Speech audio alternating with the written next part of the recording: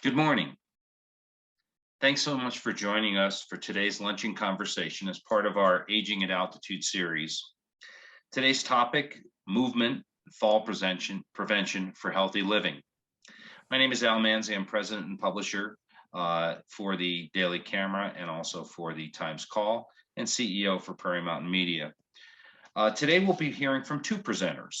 The first will be Al Wadleigh. He is a guild-certified Feldenkrais practitioner. He will speak on exercises for the brain and mind. Feldenkrais, excuse me. The second presentation, titled Beyond Balance, How Open Communication Can Reduce Fall Risk, will be presented by Scott Salus. He's with Kind Rehabilitation and is a occupational therapist. Reminder to everyone to please visit our Aging at Altitude website and support our partners. Please join me in welcoming Al Wadleigh, and Scott Salus. Hey, Al, thank you very much.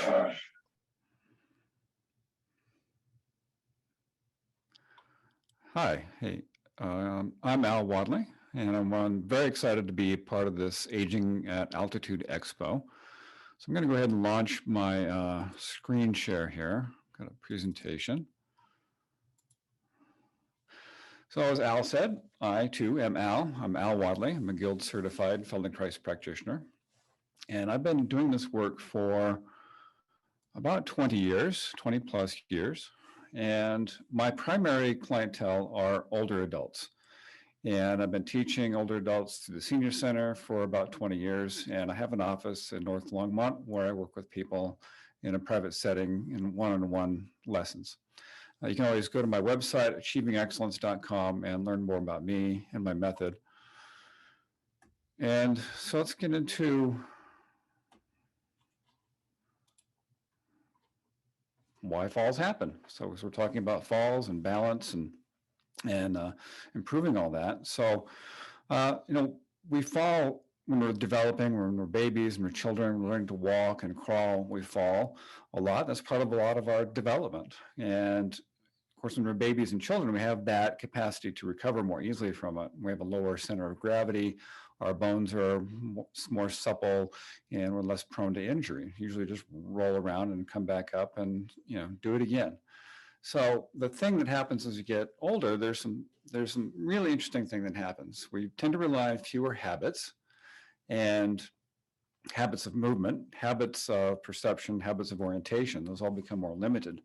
And it's a very interesting process. When we get to around the age of 50, there's a process that happens in the brain where there's this thing called myelin sheath that goes, it's like an insulating material, a fatty substance that goes between the synapse. And when that starts to break down around the age of 50, then the synapse actually start to move more slowly or they stop moving altogether. And this is reflected then in our abilities to move.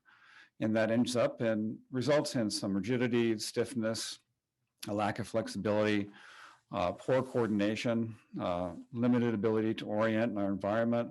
And of course, this kind of perpetuates the feelings of fear and anxiety, which then cause us to also tense up and try and protect ourselves, which actually perpetuates us to having more of a potential for falling. So there's some good antidotes to this, though. So let's talk about what Feldenkrais method is and what lessons are and how they improve. So the Feldenkrais lessons improve overall functioning and abilities. So we're not necessarily specifically targeting certain areas. We can, somebody comes to me for neck pain, I'm going to work with their entire body, their entire system of movement, their entire organization. Same thing if they have a knee issue, I'm going to work with the ankle, I'm going to work with the neck and the shoulders and their orientation and all this stuff. So we work with the whole system, because when the whole system improves, then the problem areas also improve. So we can increase flexibility without stretching because we change what's going on in the brain.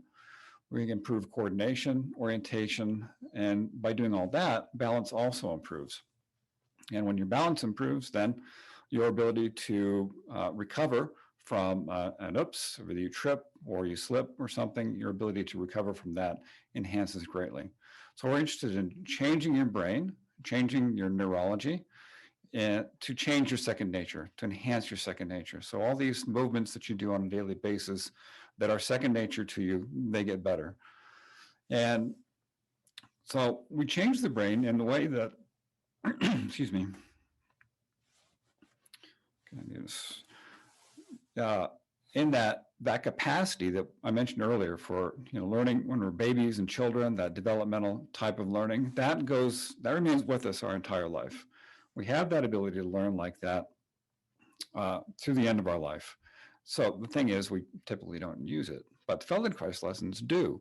In Feldenkrais lessons, we use our ability to learn in this way. We call them lessons, and they're systematically designed to engage that kind of developmental learning so that we learn new ways of moving, new ways of sensing and perceiving and orienting, and we strengthen the ones that we've already got so that those all get better, they all improve. And the process it's a lot of fun. It's really interesting. So we do all kinds of different lessons. So we do them lying on the floor, sitting and standing, do them in my private office here, or I do them on classes, on Zoom classes online through the Senior Center. And each lesson explores a different aspect of functioning and a different aspect of our ability. And through that all becomes second nature, and it gets better. I'm going to give you an experience of that very quickly. So the Feldenkrais method was developed by Moshe Feldenkrais, and he's an Israeli scientist and martial artist. He's lived a really fascinating life. He immigrated from Russia, which is now present-day Ukraine, to Palestine. He worked as a laborer. He studied martial arts, and he got very interested in how the mind works and natural reactions to being attacked and how to protect oneself. So he wrote books on martial arts, and he's one of the first Westerners to earn a black belt in judo. When he went to France and he was working on his PhD, he's working in the lab of Julio Curie on nuclear technology. And he also met Kano, the developer of judo at that time. And from there, he started studying judo. He's helped to establish the French Judo Association. So martial arts was very key to his development of his ideas. And so also science too. He's a scientist, physicist, mechanical engineer, and he brought all those things together and they developed this method. And it was something that really kind of emerged out of his experience. And so it's an interesting transition because he went from being a fighter to a very brilliant, gentle healer and master teacher. And so he understood, decades before science had caught up with it, about neuroplasticity and how the brain learns and how the brain changes when you create these learning experiences. And so he taught a few trainings around towards the end of his life in San Francisco and then in Massachusetts. So I didn't get to study with him personally, but I've studied a lot of his work, his lessons, and studied with his students. So if you want to get a really great read on Moshe's experience, his life experience, I recommend Norman Doidge's book, Brain's Way of Healing, Chapter 5, Moshe Feldenkrais, physicist, black belt, and healer. It reads like a spy thriller. It totally does. You read it, you're going to be totally surprised. I wish I had enough time to go into it here, but I don't. He's led a fascinating life. So here's a couple of quotes, famous quotes by Moshe. I want to read those to you because I think they're really pertinent to what we're doing here today. So the first one is, movement is life. Life is a process. Improve the quality of the process, and you improve the quality of life itself. And so that is so true. That's really what we're after, which is to improve the quality of our movement. We're not trying to look for the right way to do something, but to make the overall quality of your movement better. In these lessons, we explore what feels good, what moves better, what is easier. So we start to cultivate those kinds of criteria, those kinds of qualities. And that that generalizes, so that not only doing that in a lesson, but when you go out into daily life and you're walking or you're reaching for something, you find that, yeah, it's easier. It's more pleasant to do. And the other quote is, what I'm after isn't flexible bodies, but flexible brains. What I'm after is to restore each person to their human dignity. So that's the other thing that we're talking about, is that we are laying down new neural pathways and they're strengthening the neural pathways you've already got and reactivating old ones so that you can regain lost abilities and you can improve the abilities you've got and keep the ones you've got so you can keep doing what you want to do. Because you've got things you want to do in life, whether it's walking or golfing or, gardening, playing with your grandkids or your animals or whatever it is, you want to keep doing those things. And Feldenkrais lessons can help you do that. All right, so here's some pictures of Moshe doing his martial arts thing. So the one on the left is him in France at the French Judo Association. Top right is French Judo Association as well. And then bottom right is out of a book that he wrote for the Home Guard in England during World War II on hand-to-hand unarmed combat. That's him on the right. Really interesting guy. So we have a couple of ways that we go about teaching awareness, teaching the Feldenkrais method, teaching Feldenkrais lessons. One is awareness through movement, verbally guided. So I'm teaching these on Zoom right now.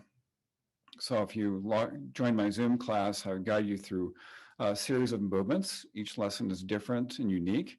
And we do these movements and I'm asking you to sense yourself as you do these movements and different parts of how you're doing it, the quality of it. And we go through lots of different variations that make the overall quality better, the movement better, and improves your overall functioning. So I do two classes. One is a chair class, that's on Thursdays. The other is a floor class, and that's on Tuesdays. I'll get into that a little bit more later. And then the other aspect are the private lessons we call functional integration. And so here I'm demonstrating functional integration lessons with a couple of people. So when I work with you in a private setting, I'm moving you. You're more or less passive. And so even though you're passive, I can still feel what your habits are. I can feel what parts of yourself are available to do a particular kind of movement and what parts of you are not. So this lets me know what your habits are, and I can start to interact with those habits and I can start to improve them. It's a very fun, very pleasant way to go about learning and improving yourself. All right, so let's do this. Let's do a quick lesson, and let's take 3 or 4 minutes to do this. So sit in your chair. If you're in a swivel chair, plant yourself so that you don't turn in the chair. So the chair doesn't turn. You want to be doing the movement, not the chair itself. And so sit with your feet on the floor and feel your feet.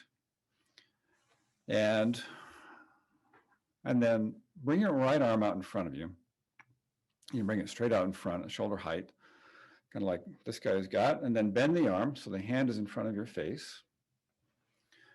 And look at the hand with your eyes and your head, and then turn the hand, the head, and the arm, everything to the left as far as you can comfortably. And do that about 3 times. And don't go for any kind of stretching. Don't go to the maximum. We do lessons, we always work within a range of comfort because we want to improve the range of comfort and not go into a stretching or straining kind of mode. So do that about 3 times. And then notice on the 3rd time, just stop and look over your hand and notice how far you turn. So mark some place in your environment. And so you can come back to that. And come back to the middle and bring your arm down to rest for a few moments. And then once again, bring the arm in front of your face. Turn everything to the left. Turn everything to the left as far as is comfortable. Remain turned to the left.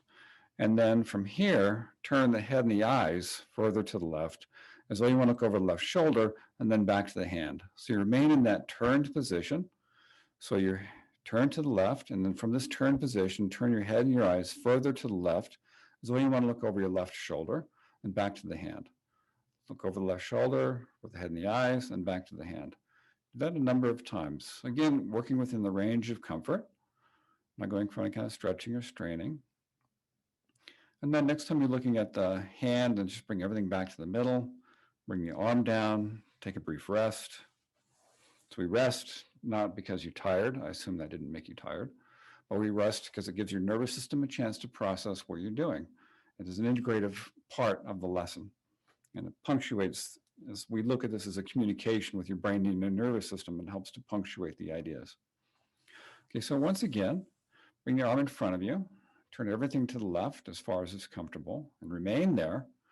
And now leave the head oriented towards the hand and look with just the eyes further to the left, and then back to the hand. So the face remains towards the hand. You're in this turned position to the left.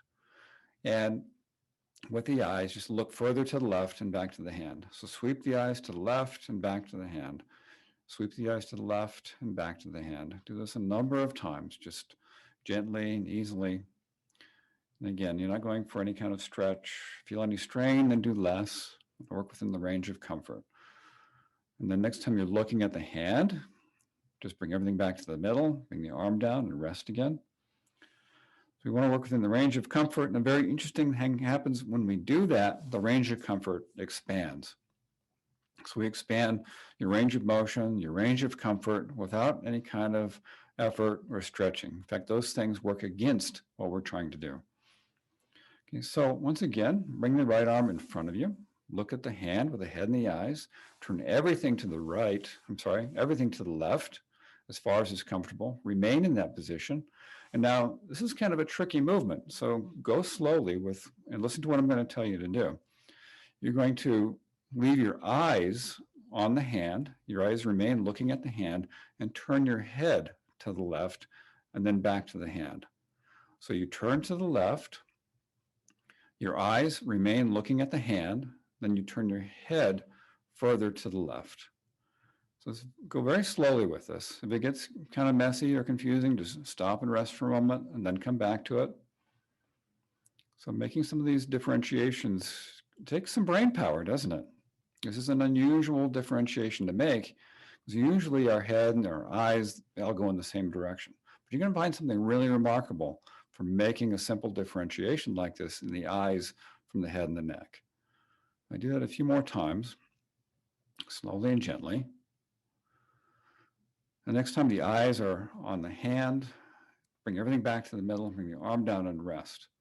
So the muscles of the eyes go through the skull and into the back of the neck. You can actually learn to feel the sensation of the movement of the eyes in the back of your neck. And when we start to separate the eyes from the movement of the head and the shoulders and the neck, then it creates this tremendous freedom through the entire torso and through the entire system. You can experience that here shortly. So once again, bring the right hand in front of you and look at the hand with the head and the eyes, and turn as far to the left as you can comfortably. And then stop there, look over the hand and notice how much further you've turned. Chances are you've turned at least 10 or 15 more degrees. Some of you may have turned even more, maybe even 30, 40, 45 degrees or even more. And just go ahead and do that movement a few times. Come back to the middle and then turn again to the left with the arm, the head, and the eyes. And just appreciate your ability. You probably also noticed the movement is easier, smoother, range of motion has increased. And that's all by using your brain and these very, very clever differentiations and variations that Feldenkrais came up with. So this, go and bring everything back to the middle and rest a little bit. So this is a lesson that comes from Dr. Feldenkrais' book, Awareness Through Movement. I believe it's called Eyes Organize the Body. It's a very cool lesson. I really encourage you to check out that book and his other writings. Okay, so to work with me, I do the private lessons in my North Boulder office, class lessons on Zoom, sponsored by the Longmont Senior Center. You can call them or register with them. You go to my website and you can read more about the classes. I have some reviews, comments that students have left about the classes. And I also have an online store at achievingexcellence.com where you can get more product. You can download lessons. You can get some of Moshe's books. There's a lot of articles on there and videos, very rich resource about the Feldenkrais method. And how to contact me to make an appointment is email al@achievingexcellence.com. You can text me 303-709-0639, or go to my website, achievingexcellence.com. And so the classes are Tuesdays, 10 a.m. You can join right from the comfort of your own home. That's a floor class on Tuesdays, Regain Your Youthful Movement. Chair classes on Thursdays at 11. That is called Sit, Stand, Walk. And you just need like a good dining chair for the chair class. Something that's got a solid seat and a nice back. And so there's the number for the Senior Center. You can go to the website and register that way, and visit my website for a link to the Senior Center registration.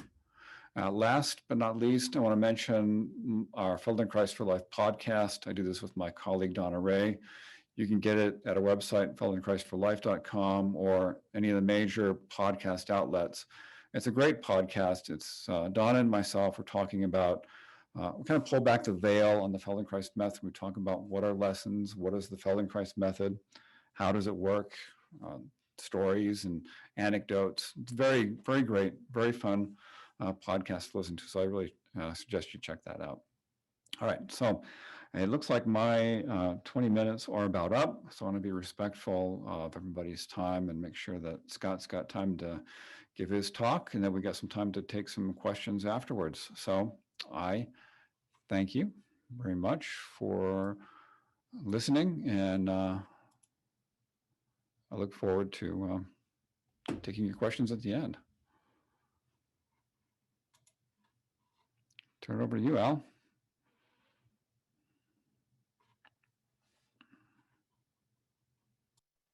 Yes, Scott, you can go right into your presentation. Thank you so much. Okay. Hi, everyone. Let me just put this in present mode. Okay. And all right, so I'm Scott Salus. I'm from Kind Rehabilitation.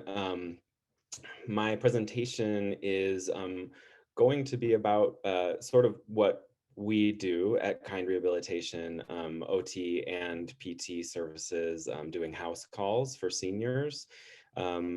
But I wanted to kind of give everyone some tools to use in their own lives for fall prevention, and I wanted to go beyond the physical and really talk about the sort of communication systems that we can create with one another in order to reduce falls.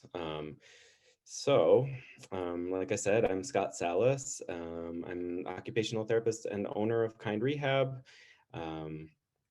It looks like our website is actually not correct there. We're kindrehab.com. This is how to get in touch with me. We'll talk about that later.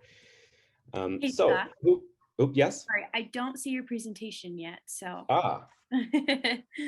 Well, that is a problem. Hold on. So no worries on the URL. All right, let's try that again. How's that? Let's see. Perfect. Yep. Great. Okay. All right. Well, here's the first couple slides for you in case you missed them. Okay. So who can be part of a fall prevention program? I mean, it's everybody, right? And these are the people that we're always in touch with from Kind Rehabilitation, from the caregivers, you know, either paid or not, medical and mental health practitioners. Family can be a spouse, can be a partner, can be adult children. Friends can be part of this, the PT and OT, movement specialists like Al. And then oftentimes it's really great to get a care manager involved if you have a more complex case, and these folks can actually coordinate all the communication between everyone listed here. So what are some indicators of fall risk? Now, Al talked about sort of the myelin sheath, the sort of neurological involvement of fall risk. So, you know, these physical changes are the sort of primary way to recognize that someone is at risk of falling. So physical changes like gait speed, so the speed with which people walk, their stride length? Are people, shuffling? Are people, taking shorter steps? Difficulty with transfers. Do folks have trouble getting in and out of bed? Do folks have more trouble getting in and out of chairs? And then we talk about decreased vision, hearing. When was your last appointment to check out your vision and your audiology? And then, of course, we need to pay attention to decreased strength. And obviously, for falling, we want to think about decreased strength in the legs. But as Al said, and I'll reiterate, balance and falls are all about a full body approach. And as an occupational therapist, I come from a holistic approach anyway. So we want to address the core strength. We want to address arm strength. We want to address posture, neck strength, everything, not just the legs. And again, as an occupational therapist, I have a little bit of an obsession with hands. So grip strength, notably is one of the main indicators for overall health. There's a direct correlation between grip strength and mortality risk. There's a direct link between grip strength and fall risk. Environmental factors as well. So, have you moved into a new residence? Have you rearranged furniture? And then also, is there clutter? Is there, are there loose rugs? And we'll talk a little bit about home evaluations in a moment. But, and then additionally, outdoor hazards, particularly, if you're not using an assistive device and is the ground outside uneven, things like that. And then anything identified in the home assessment, which we'll discuss shortly. Behavioral signs, are people forgetting their medications, or are people sort of holding on to furniture or walls in order to walk and keep their balance? And then here, the next one, I think, is a really important one. Al also touched on this a bit, fear of falling. So fear of falling is one of the primary indicators of fall risk, in addition to prior falls, right? And prior falls are going to increase people's fear of falling. So this is going to be a primary element of communicating with folks. Just directly asking people, have you been afraid of falling, is a really great first step to creating more open communication around fall risk. So next, we don't often talk about chronic and acute pain in terms of managing fall risk. It's so often overlooked, but it's very important to be aware of because folks have flare-ups of their pain, and it can really put people off balance. And then the last one I'll say here is poor sleep. Obviously, having a good night's sleep, gets you gets you ready for just about everything. It primes your immune system. It also, primes your balance system. So another thing to address. This is a quote from a PT, one of the things that we do at Kind Rehab. Among older adults receiving care at a fall prevention clinic after a fall, a home-based strength and balance retraining exercise program significantly reduced the rate of subsequent falls compared with the usual care provided by a geriatrician. So this is what we do. We go into folks' homes and we create strength and balance retraining programs for folks. We train caregivers, we train family members, we train our clients, and we create a system that reduces the overall risk of falling inside the home and outside the home. And, again, as Al said, this is not just about exercise. This is about carrying over exercise into your everyday activities. So I mentioned transfers, but, and we'll just go right into home safety measures, getting in and out of the bathtub, getting on and off the toilet. What are the things in your home that are creating issues? What are the things in your home that could potentially be adapted? So for example, using chairs with a 30-inch arm rest height, These are things that that can help, that we can help you implement, but are also easy things to implement on your own. Keeping rooms well lit, removing tripping hazards, clutter, cords, furniture, rugs, or if you have removable rugs, having them properly affixed to the floor. Always keeping a phone nearby. This is obviously important, and for the same reason that wearing your medical alert necklace or bracelet, if you have one, can be very important. As I mentioned before, adapting the bathroom can be very key. So adding handrails, adding grab bars, adding equipment for safe seating, non-slip rugs. And then when I talk about grab bars, I always want to say, whoever is helping you install the grab bars should be trained to know where those grab bars should go. And where those grab bars should go are where they will actually be used. So you always want to put those grab bars in with the person present who's going to be using them, or at least, put the measurements for the grab bars in, and simulate it, get in and out of the tub, get on and off the toilet, in and out of bed, all these spaces where you might be installing equipment, you want to do, with the person present. And then obviously stairs are a problem sometimes with falls. So we want to make sure there's always 2 railings on the stairs if possible. Okay, onto footwear. So loose footwear is a big hazard. So comfortable shoes and sneakers with good arch support. Always using non-skid socks if you're not using shoes, and there's hardwood floors or could be a slippery surface. Medications. So, this is a really important thing to discuss with folks. Are my medications going to be causing side effects like dizziness or fatigue? Is the time of day that I'm taking the medications going to affect my everyday activities?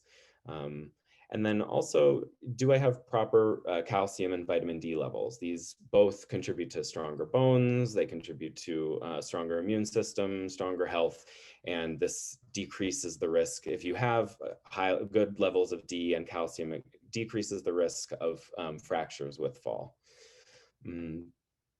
Okay.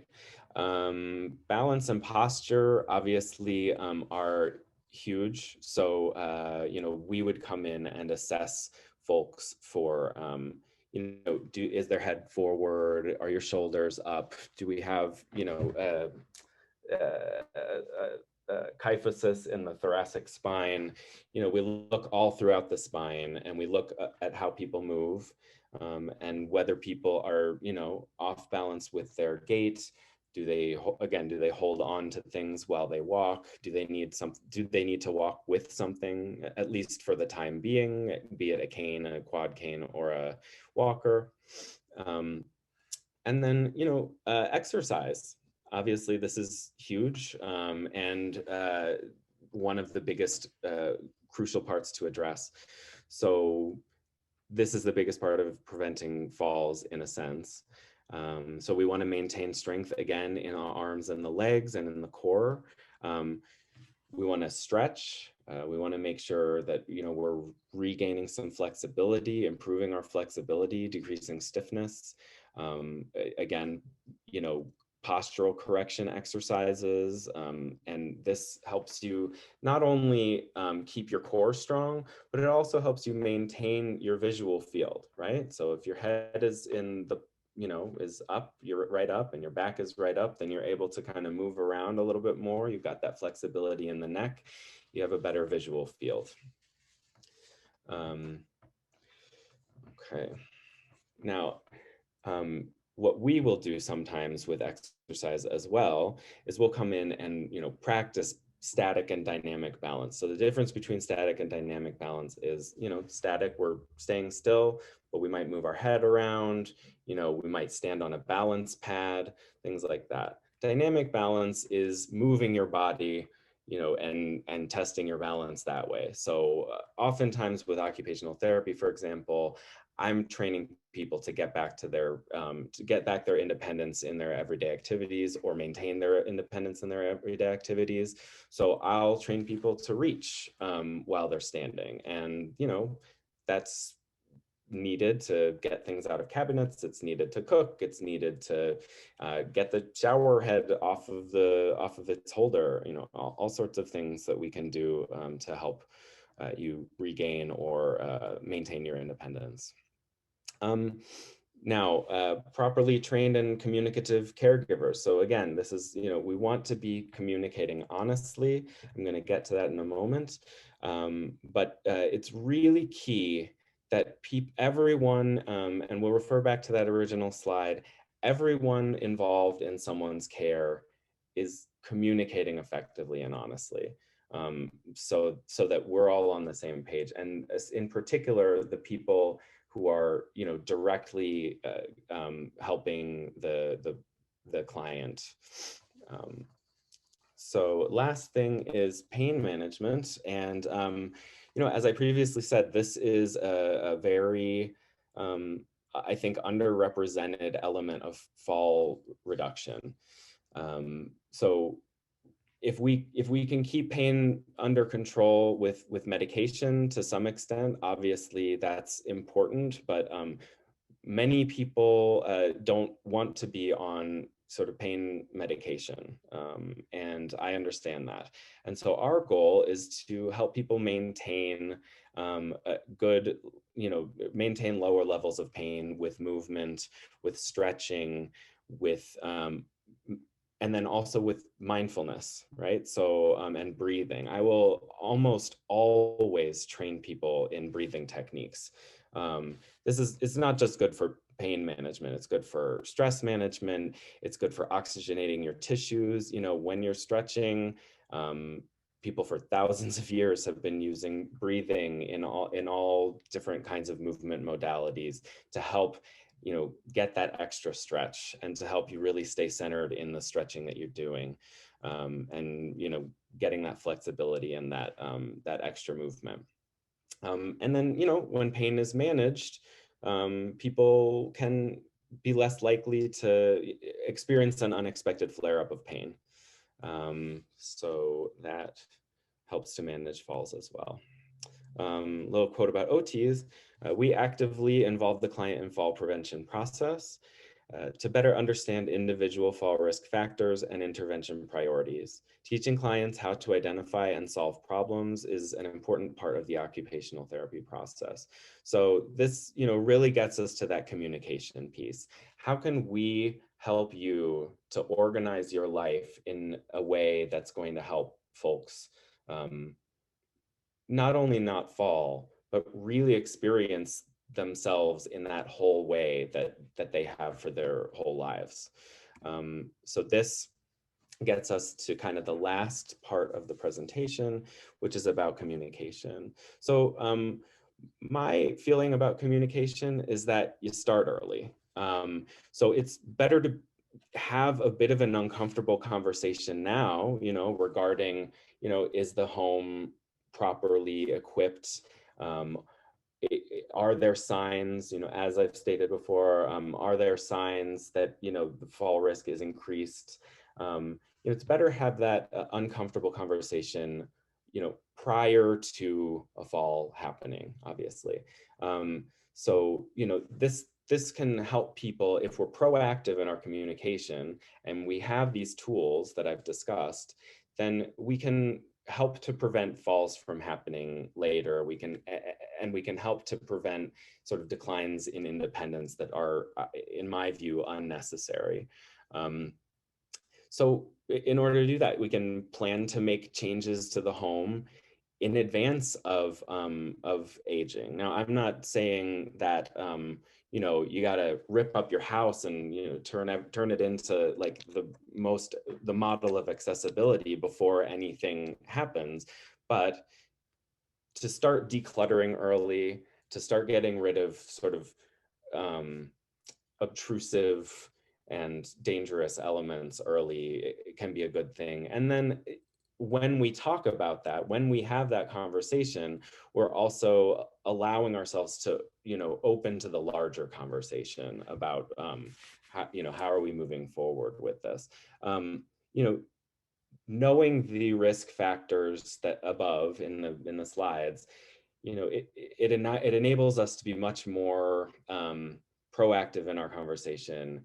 And I'll give an example with my mother. Recently moved into a new house, and she's more physically fit than I am. She does yoga every day. She's a yoga instructor. She's amazing. But I said to her when she was moving in, there was no bathroom on the first floor. And I said, no, we have to have a bathroom on the first floor, because this is the house that you're planning to be in for the rest of your life. So we want to be able to age in place, and we want to pay attention to those kinds of things. Honesty and kindness. People who have lived their entire lives, to the degree of independence that they have, this isn't like a fun, easy conversation. So I think what we can do is just address that address express our understanding that decreased independence is probably on your mind to some extent. And this can be a jarring conversation, but let's have it because I care about you and I am on your side, right? Discussion of fears.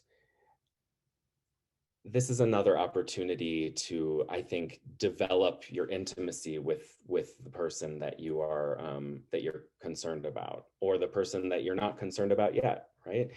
Discussing fears in general is just an amazing way. It doesn't have to just be the person who's at a fall risk or who may be at a fall risk soon. You can talk about your own fears, right? This is going to help us develop deeper connections with one another. And it's also the first step in, dreaming up or asking for help with a situation. So, every relationship has its own unspoken agreements, and every relationship has its own unsaid elements. And this is an opportunity to say those things and deepen our understanding of one another, gain trust. And with that trust, we can develop a system to decrease fall risk. Now, I know I'm running out of time here. I have a list of conversation starters that I wanted to talk about, but I think I'm gonna just allow folks to ask questions. And if people want to hear a few of them during the question and answer, then we'll do that. But just once again, I'm Scott Salus, occupational therapist, owner of Kind Rehab. That is my correct email down there, kind@kindrehab.com. Also my correct cell phone number there. You can call or text. And then that website, not correct. It's kindrehab.com. All right, thank you so much.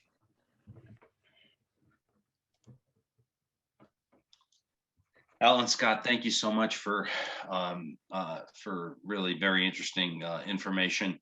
This is a topic that we have covered before, and it's a topic that I think we will continue to cover because it is one of the single biggest concerns that people as they age have, whether it be me or my 91-year-old mom in my situation.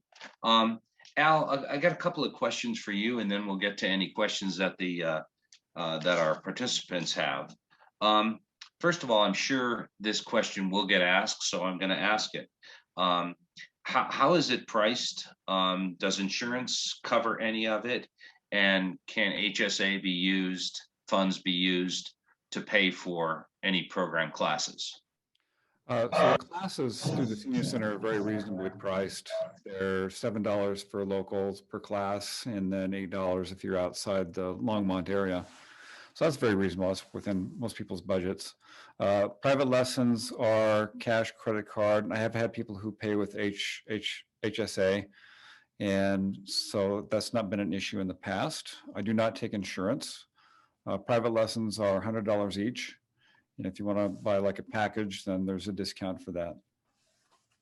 Thank you so much for sharing that with us. And how long in the private classes, how many private classes do you recommend somebody might take? And if they really want to get into it, into this method, and then how long does it really take for on average for improvements to be seen? Is it immediate? Is it a slow process? How does that work? That's a great question. So immediately people will notice a difference after a lesson, whether it's a class lesson or a private lesson. They'll feel dramatic differences in the way they sit and they stand and they move. Then there's an integration process. So they've got, 50, 60, 70, 80 years of habit. And so they have a unique experience of a lesson. And so it's really stands out to them, but they need more experiences with it. So I find that typically a lesson once a week, and if people can do a private lesson and classes, they get more benefit, of course. But even just a private lesson once a week, people get a nice, slow development. Slow meaning that it happens relatively quickly, but this changes are gradual. So you'll start to notice that your movement is different, your spontaneous actions, your second natures is better. So your balance improves. So something that was maybe hard to reach for in a cabinet is suddenly easy. And you're like, wow, that was easy. We used to struggle for that. And I've had people also from classes and private lessons who have taken a fall and they come in and they say, ow, I fell. And there's always a little bit of shame with that. But I just say, well, how did you do? And they go, well, I did okay. I didn't hurt myself. So we're changing that. That's what's changing. So over a course of a series of lessons, usually like 10 or 15, people will get a really nice dramatic change. A lot of people prefer to just continue on because they enjoy the pleasant feelings of it. They enjoy continuing that learning process, and they're interesting. I always make the lessons interesting. I bring in some different ideas. We have some discussion. So it's not just about movement, but it's really about how the brain and the nervous system works and noticing these differences and making that a part of their experience. So it's a lot of fun. And it's a great social experience too for them. Absolutely. Yeah, the classes are a great social experience, especially when we can do them live, back at the senior center. Hopefully that'll happen. There is a live class scheduled in-person class scheduled for August. Hopefully that'll happen. I've seen a lot of really nice friendships develop from those classes. I'll bet. I've made some of our best friends, out of my classes. I've seen a lot of other best friends come out of those classes too. And that is a really important aspect of, health and well-being as older adults who need to get out and socialize and connect with other Absolutely. people. Absolutely. Hey, Scott, you hit on something that I thought was very, very interesting. And we've got a question for you too, but I was really interested in getting more information about grip strength. I mean, I've been involved in this aging program for a number of years. And it's the first time I've heard anybody mention that grip strength could be tied to mortality and also to fall risk prevention or prediction. So could you explain more about that? And is there some test that people can get to understand their grip strength better? Sure. So, is there an echo? It may be because we're both on, but that we don't all hear it. Okay. You may hear it though.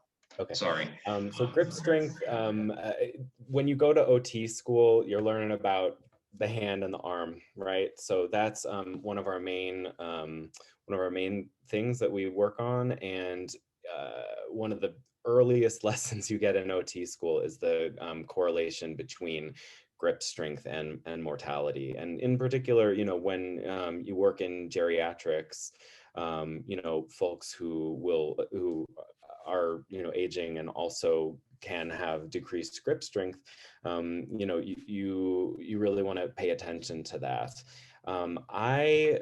One thing that you can get if you want to measure your grip strength is called a dynamometer, dynamometer.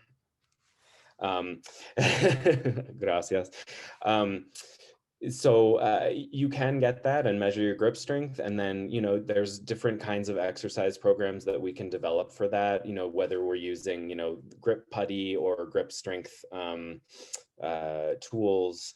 But yes, I mean, it's one of the most widely studied things in OT school, at least, you know, in the sort of geriatrics field. That's interesting.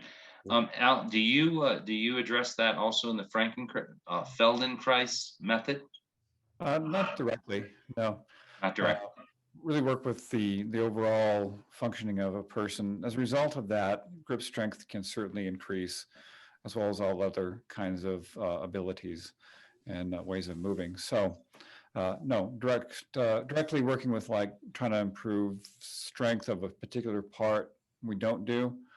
We improve functioning, and then when functioning of a particular area that's been weak improves, then the brain and the nervous system are smart enough that they'll build the muscle that's necessary to do the action.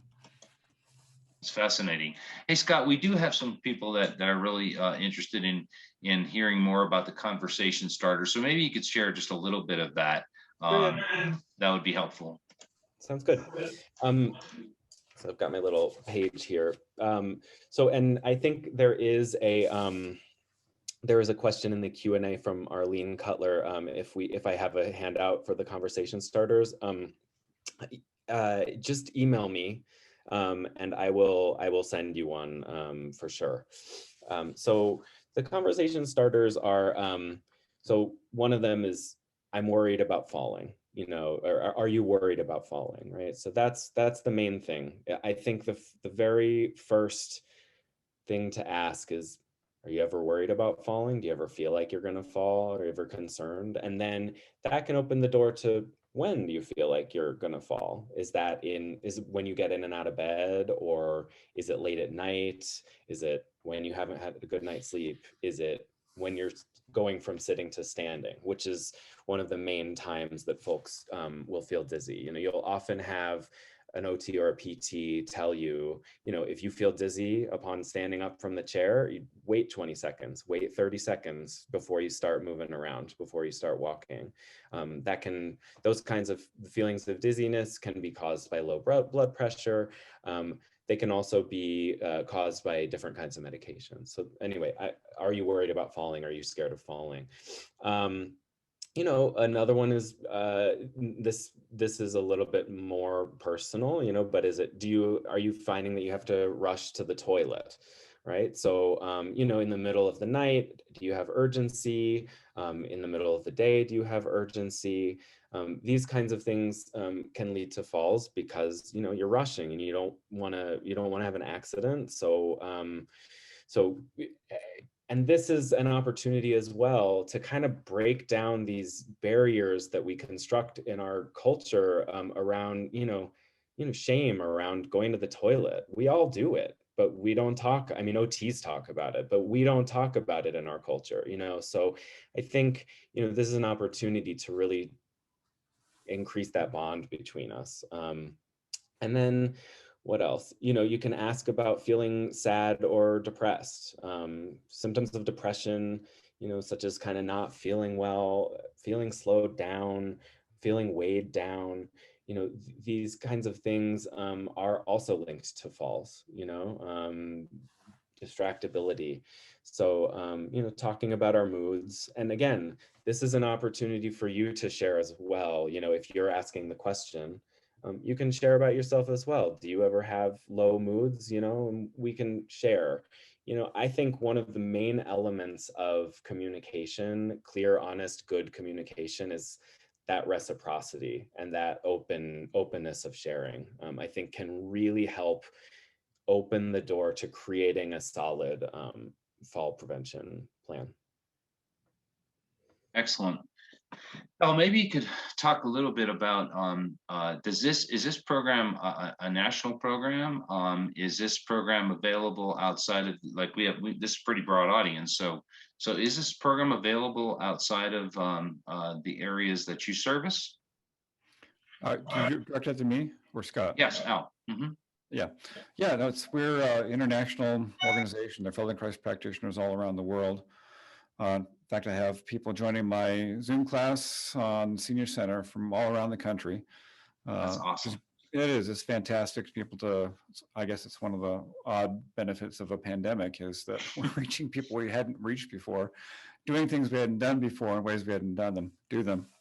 But yeah, there's about 1,200 practicing practitioners in North America. That includes Canada. There's several thousand in Europe. And so, yeah, we have not a huge number of practitioners, but we are out there. There's a lot of good resources online too. Not only my website, achievingexcellence.com, but you go to feldenkrais.com and you can find a practitioner in your area if you want to meet somebody for in-person lessons or find a class in your local area. So we have a lot of good resources. And then feldenkrais.com is a good place to find that. Well, that's great. That's great. You know, we don't have any more questions in the queue at this point, but what I would like to just say to both of you is this was extremely helpful. I think, you know, certainly new information it just keeps coming out all the time, and certainly, you know, Al, you brought a completely different source of information to this aging at altitude series. So we thank you. And Scott, you know, we've heard some of the things that you talked about over and over again, but it's so important for us to hear it over and over again, because falls, you know, my mom's 91 and we talk about falls all the time and making sure that we're preventing them. So it's a very, very important piece of information for all of us, not only as we age, but as we are caregivers to people who are aging around us. So I thank you both for all your information and taking the time to share it with our audience today. And I wish you well. Oh, wait a minute. We do have one more question. Let's see what we have here. Scott, are your services covered by Medicare? Good question. Yes. Should have talked about it. Yes, they are. So we're different from a home health company. So a home health company, you know, usually involves nursing and usually has to be attached to either a hospital stay or some sort of acute situation. We operate under a different part of Medicare, so we are able to see folks with any diagnosis, and all we need is a referral from the physician. We can see people for pretty good, long, extended periods of care. So, you know, just to work on, you know, getting you really to tip-top shape. So yes, we accept Medicare. We accept several Medicare replacement, HMO, you know, the Medicare Advantage plans. We accept all Medicare supplement plans. So, yeah. We also accept private pay. That's a great question from our listeners. So thank you so much for sharing that with us. Again, thank you so much for joining us today, and we'll have another session on Monday, not tomorrow, but on Monday. So thank you again, and have a wonderful afternoon. Yeah, well, thank you, Al and Scott. Really appreciate the presentation, Scott. Thank you. Outstanding work, guys. Thank you. Thanks to both of you and everyone watching. Thanks. Yeah. Bye.